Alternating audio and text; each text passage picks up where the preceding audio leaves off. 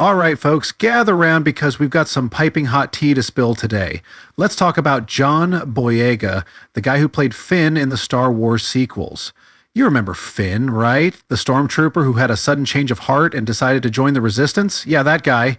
Well, it seems Mr. Boyega has a bone to pick with Star Wars fans. Again. So Boyega recently appeared in a documentary titled Number One on the Call Sheet: Black Leading Men in Hollywood. Quite the mouthful, isn't it?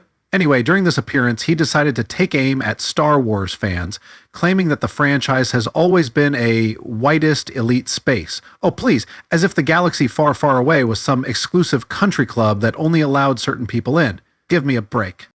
He goes on to say that the mere presence of a black person in Star Wars was something. Well, of course, it's something, John. It's called casting diversity, and it's been happening for decades. Ever heard of Lando Calrissian, played by the legendary Billy D. Williams? Or how about Mace Windu, portrayed by none other than Samuel L. Jackson? But no, according to Boyega, those don't count because they're just cookie chips in the cookie dough. Seriously, dismissing iconic characters as mere chocolate chips? That's rich.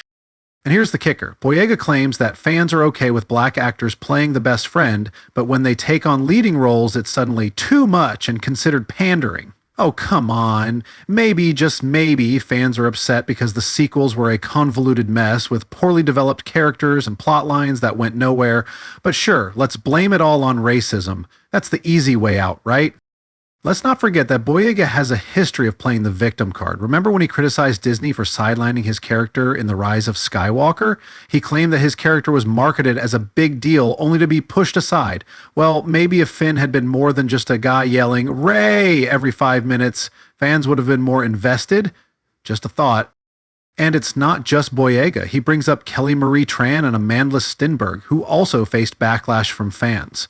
While no one condones racist attacks, it's worth noting that criticism of their characters isn't inherently racist. Maybe Rose Tico and other new characters were simply not well received because they were poorly written and added little to the story.